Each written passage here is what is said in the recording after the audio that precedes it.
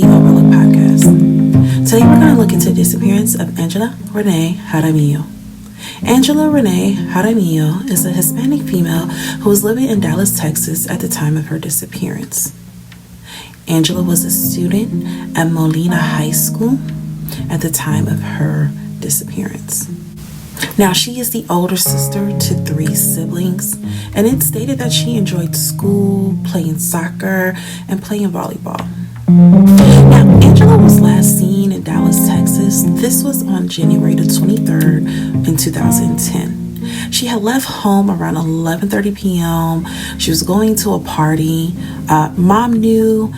Later on at that party, she texted Mom and asked if she could stay the night with a friend.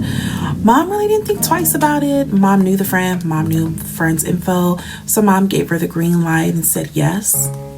Unfortunately, this would be the last time Mom would hear from her daughter. So from what we know, her mother attempted to reach her the next morning, but couldn't get a hold of Angela. And she tried to call her, wasn't picking up. So she eventually called her friend who she was supposed to be spending a night with.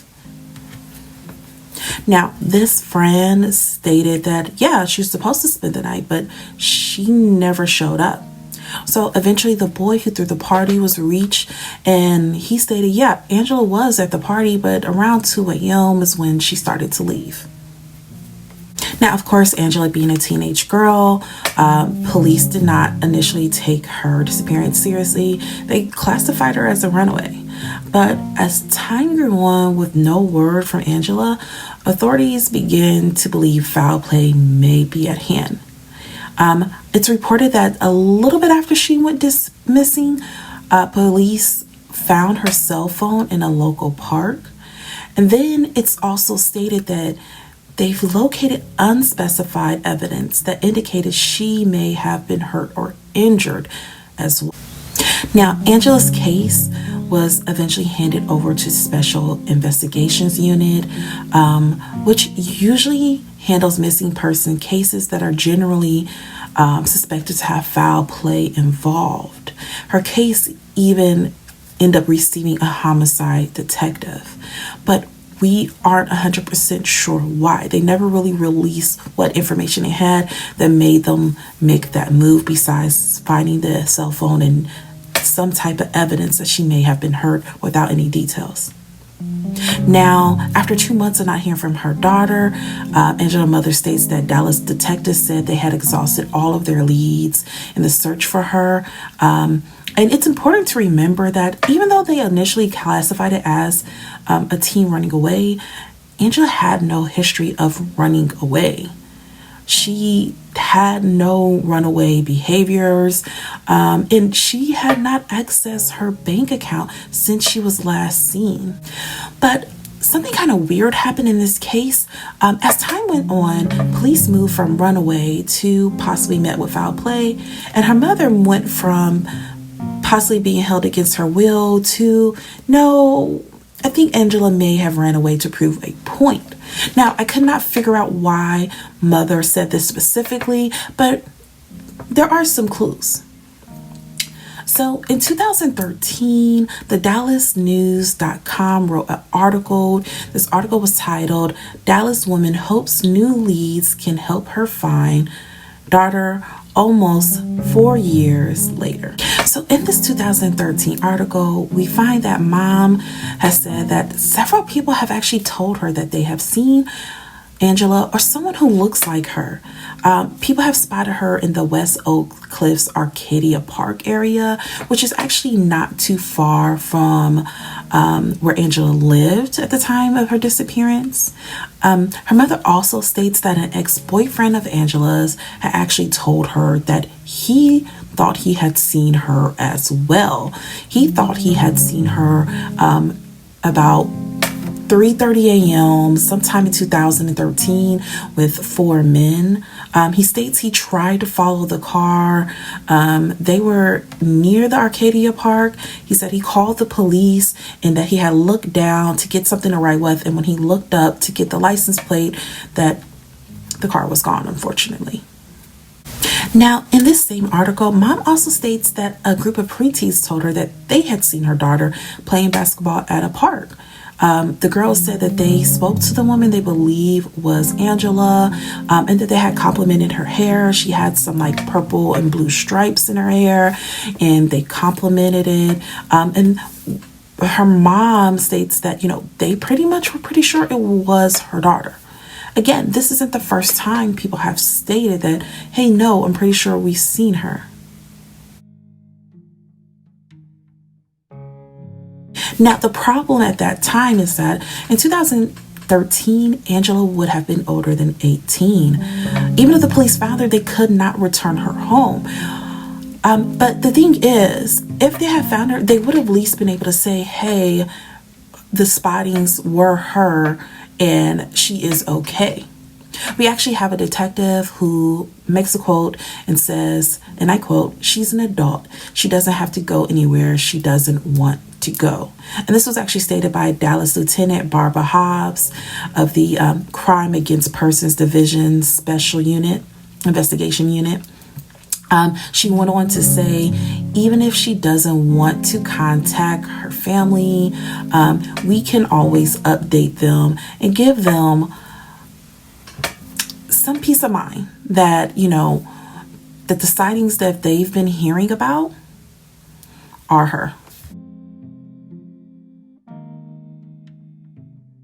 The reasons that I really believe in putting information about cases out there, getting it to the web, giving it to social media and so forth, is because you have users on different social forums, crime forums that are into this stuff, and they do things like check for Jane Does in their counties, and they'll look up these Jane Does and try to match them to missing person cases in the area and areas at large of cases they know.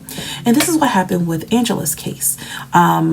There was a Jane Doe that was found, and in 2020, some people on Reddit found this Jane Doe, and they actually called the area to submit Angela's information to see if it would match with this Jane Doe. She was called the Barstool Jane Doe. She was actually found in California.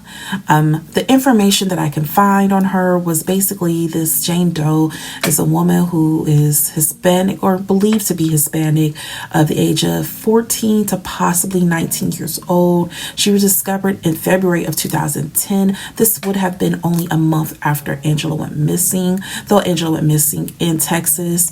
Now, there were some things that really didn't match up with Angela. One being that Angela had braces. There's no mention of this Jane Doe having braces.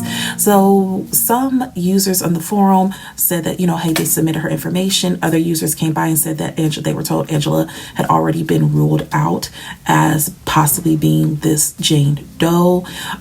And that's good news because hopefully she is still alive. But that's the importance of getting information out, because you have people who are interested in helping people find the missing persons. They are interested in reuniting families, they are in closure, and they are on forums such as Reddit, such as web sleuths and so forth, and they actually take their time to look up Jane Does in that area, see if they can find matches, and things such as that. Though that's not the kind of closure we want, it can still help if we find out that these people are the missing individuals.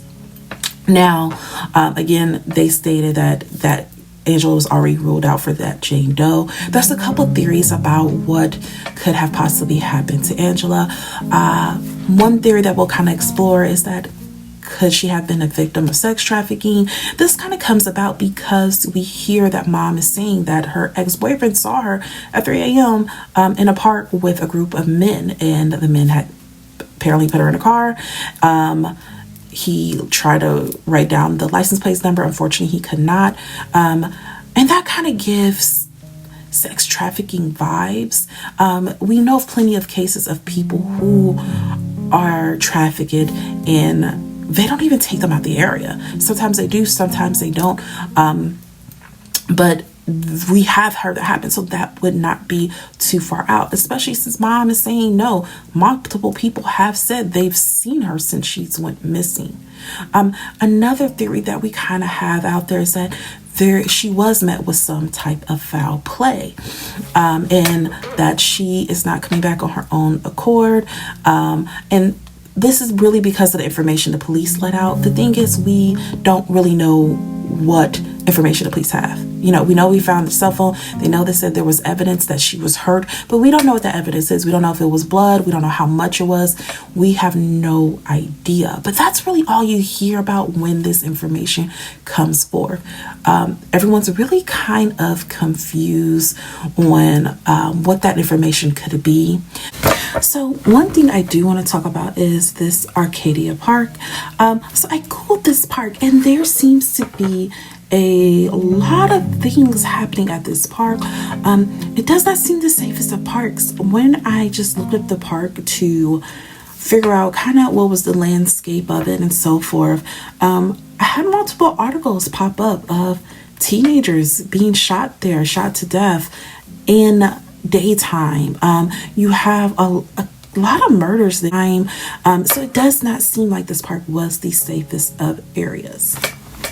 Now, that's pretty much all you'll hear. Unfortunately, this story did not get a lot of coverage. I was able to find videos that her family had posted on YouTube. I'll post that in links below. But honestly, you just see the same articles over and over. In 2013, you see a resurgence. Her mom's interviewed, but that's pretty much it. Even on the web forums where people look at true crime, I did not get a lot of information. Now, there's a reward for $5,000 for any information leading to the safe return of Angela.